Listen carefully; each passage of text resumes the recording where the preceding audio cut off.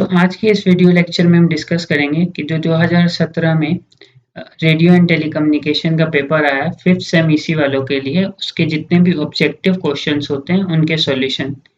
उससे पहले अगर आपको हमारा कंटेंट इन्फॉर्मेटिव लग रहा हो तो इस वीडियो को लाइक करें, ज़्यादा से ज़्यादा शेयर करें और हमारे चैनल को ज़रूर सब्सक्राइब करें। तो अब स्टार्ट करते हैं हम डिस्कस करना।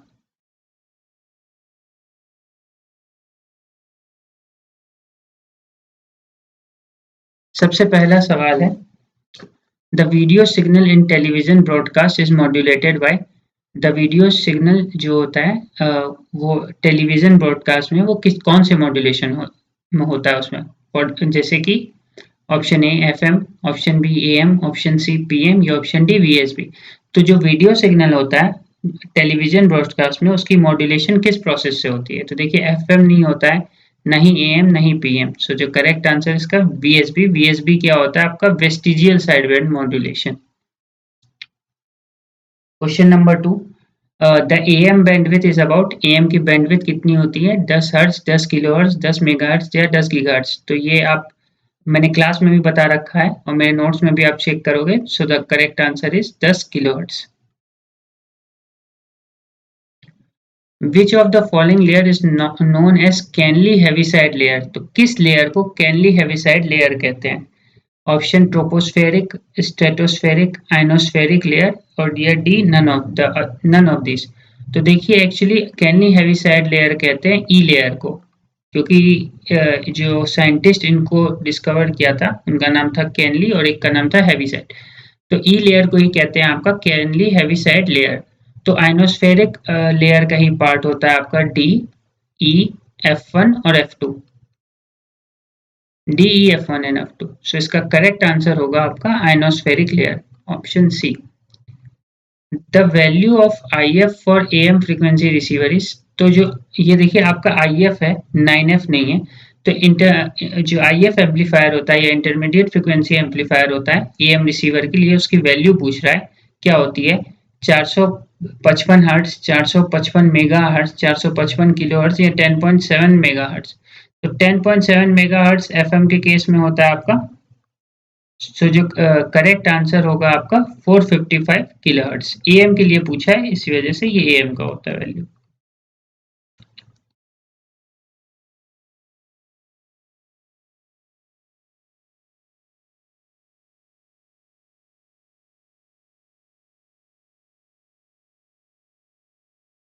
For FM broadcast the frequency ranges.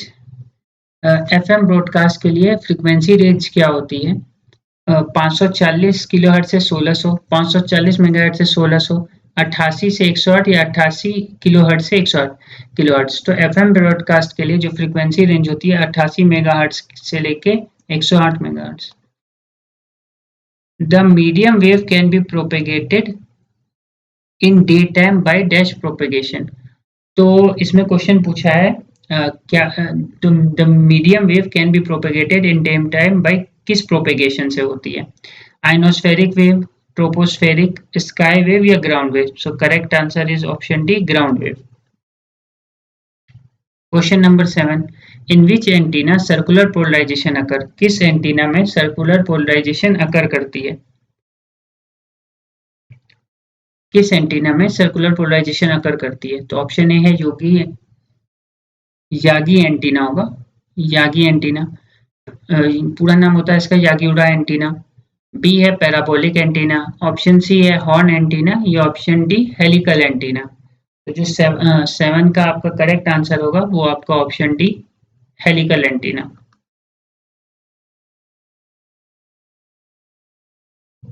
Question number 7,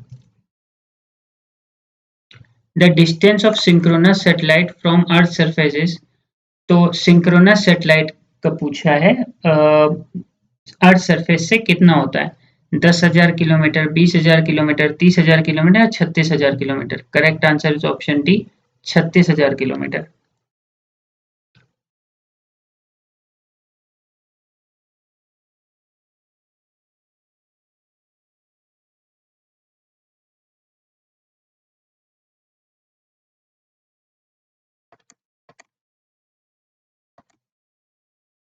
question number 9। तो एजीसी क्या होता है आपका? Automatic gain control. तो the AGC automatic gain control voltage in radio receiver is proportional to frequency of 9f नहीं है, ये IF होगा। Amplitude of audio signal, amount of modulation या एम्पलीट्यूड ऑफ IF। ठीक है, ये 9f नहीं है आपका, IF है। सो जिसका करेक्ट आंसर होगा कि AGC voltage is proportional to amplitude of audio signal. The function of padders in radio receiver is to improve. तो पूछा है पैडर्स का फंक्शन क्या होता है रेडियो रिसीवर में। तो मतलब क्या फंक्शन होता है पैडर्स का रेडियो रिसीवर में, या क्या इम्प्रूव करता है padders? Sensitivity, tracking, noise reduction या इमेज फ्रीक्वेंसी। तो जो करेक्ट आंसर होगा option B, trekking.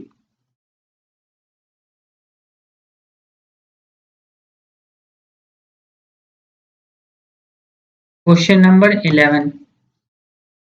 The maximum directive gain is, maximum directive gain को क्या कहते हैं? सेंसिटिविटी, डायरेक्टिविटी, सेलेक्टिविटी या नन ऑफ दिस। तो जो मैक्सिमम डायरेक्टिव गेन होता है उसको हम क्या कहते हैं? डायरेक्टिविटी कहते हैं। ये सारे एंटीना में है, चैप्टर में आता है आपका। How many satellites are required for global communication. तो कितनी सैटेलाइट्स रिक्वायर्ड होती है ग्लोबल कम्युनिकेशन के लिए? 1, 3, 2 या नन ऑफ दिस। तो 3 जियो स्टेशनरी सैटेलाइट्स यूज होती हैं ग्लोबल कम्युनिकेशन के लिए। 3 जियो स्टेशनरी सैटेलाइट्स।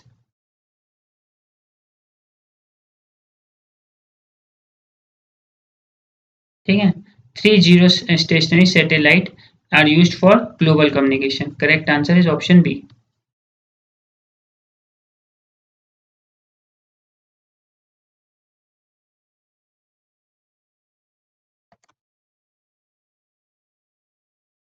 क्वेश्चन नंबर क्या है आपका?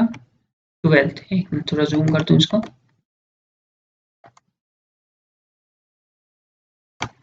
13th क्वेश्चन है आपका। India's first experimental telecommunication satellite was launched in space in the year.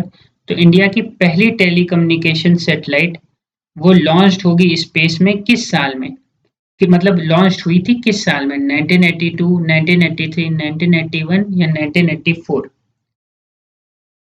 सो इसका जो करेक्ट आंसर है वो होगा आपका option C, 1981 AD। Question number 14। The ionospheric propagation occurs between. तो आइनोस्फेरिक प्रोपेगेशन की रेंज पूछी है, 3 किलोहर्ट्ज से 30 किलोहर्ट्ज, 3 गीगाहर्ट्ज से 30 गीगाहर्ट्ज, 3 मेगाहर्ट्ज से 30 मेगाहर्ट्ज या D none of this. So correct answer क्या होगा? 3 मेगाहर्ट्ज से 30 मेगाहर्ट्ज।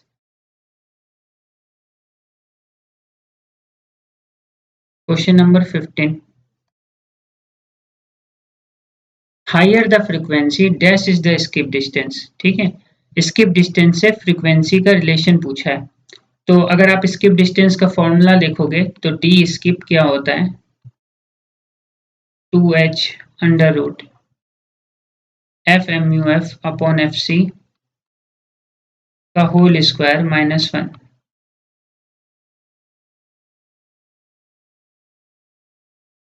ये होता है। तो आप इसमें भी देख सकते हो कि जो स्किप डिस्टेंस होता है वो प्रोपोर्शनल होता है फ्रीक्वेंसी के। तो जितनी ज़्यादा फ्रीक्वेंसी होती है उतना ज़्यादा आपका स्किप डिस्टेंस होता है। So correct option is option C. और ये फॉर्मूला भी आप लोग ध्यान रखिएगा, इस पे क्लास में मैंने क्वेश्चन भी करवाया और उस क्वेश्चन को भी नोट कर लीजिएगा। काफी इंपॉर्टेंट क्वेश्चन है, आया हुआ आपके प्रीवियस ईयर में। Satellite applied for weather forecast is called. तो कौन सी सैटेलाइट जो है वेदर फोरकास्टिंग के लिए यूज होता है? कॉमसैट, गॉरिजॉन्ट, ट्रायोसेन या स्पॉट। तो जो करेक्ट आंसर होगा इसका ऑप्शन सी, ट्रायोसेन।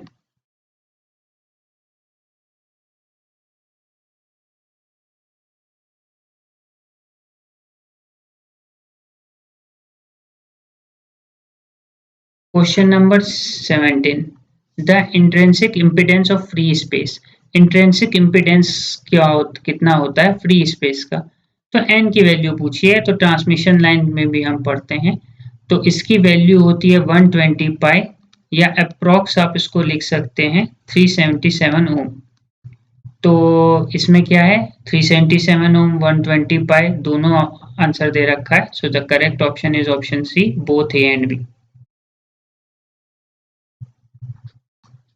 ये अप्रोक्स कर दोगे आप तो 370 376 पॉइंट समथिंग आएगी, अप्रोक्स 377, तो दोनों ही वैल्यू सही है।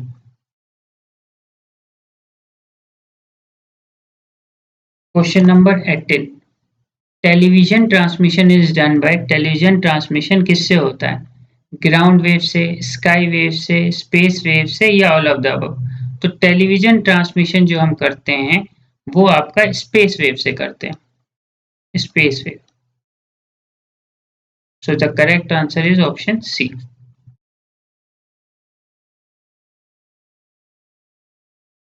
Question number 19, the number of channels allotted for cellular telephone, तो कितने नंबर ऑफ चैनल अलॉटेड होते हैं सेलुलर टेलीफोन? 666, 333, 222, 111।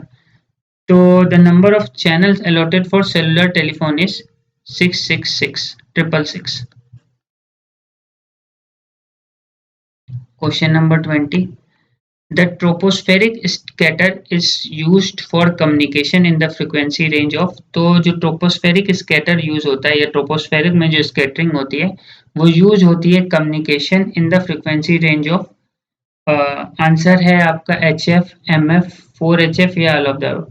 सो इसका जो करेक्ट आंसर होना चाहिए ना वो वेरी हाई फ्रिक्वेंसी होनी चाहिए या अल्ट्रा हाई फ्रीक्वेंसी में यूज होता है। ठीक है, जो ट्रोपोस्फेरिक स्कैटर की प्रोपेगेशन होती है वो किस फ्रीक्वेंसी में करती है? या तो अब आप देखो हाई फ्रीक्वेंसी मीडियम फ्रीक्वेंसी में नहीं होता, वेरी हाई या अल्ट्रा हाई फ्रीक्वेंसी चाहिए उसके लिए। तो ये 4HF तो हो नहीं सकता यहाँ, अगर आप इसको UHF कर दो तो सी आंसर आप सही लिख सकते हो, वरना ये ध्यान रखना कि VHF और UHF में वेरी हाई फ्रीक्वेंसी और अल्ट्रा हाई फ्रीक्वेंसी में ट्रोपोस्फेरिक स्कैटर फेनोमेना हो सकती है। तो ये चीज आप लोग ध्यान रखना।